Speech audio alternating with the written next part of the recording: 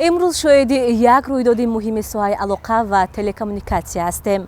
تلکام اواردز تاجیکستان نخستین جایزه ملی است که بهترین شرکت ها، متخصصان و نوآوری های سوهای تلکمونیکاسیونی کشور را گرد هم آورده است.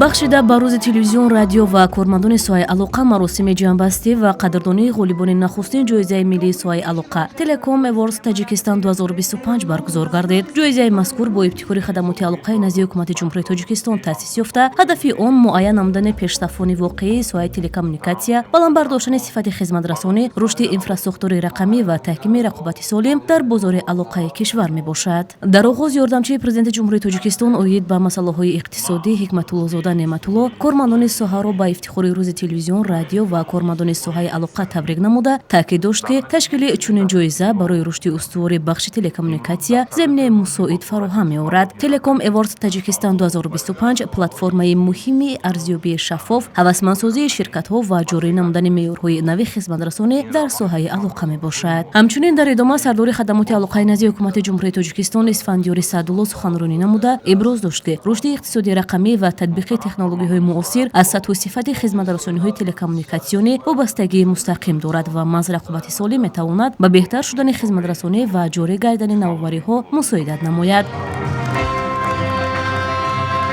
سپس مراسم قدردانی بهترین ها از روی 16 نامیناسیا برگزار گردید. از جمله بهترین قرار اینواسیون سوها در سال 2025، پیشرفت سال، انتخاب و اعتراف مشتریان، بهترین خدمت‌رسانی به مشتریان، بهترین سرمایه‌گذاری در رشد سوهای علاقه، بهترین لایحه سرمایه‌گذاری در سوهای علاقه، بهترین شرکت در سمت مسئولیت اجتماعی، بهترین اپراتور زودرشد یابنده، بهترین تناسب نرخ و صفت، بهترین خدمت‌رسانی رقمی سال و غیره. همزمان هیئت حکمان فعالیت سوبیکت‌های بازار تلکمونیکاسیون تاجیکستان را از روی لایحه‌ها و درخواست‌های پیشنهاد شده برای سال 2025 مورد ارزیابی قرار دادند. جایزه ملی سوهای علاقه تلکام اواردز تاجیکستان 2025 در آینده می‌تواند به یکی از پلتفرم‌های کلیدی معین نمودن سطح رشد سوهای علاقه، معرفی دستاوردهای تکنولوژی و جلب سرمایه‌گذاری به اقتصاد رقمی کشور تبدیل یابد.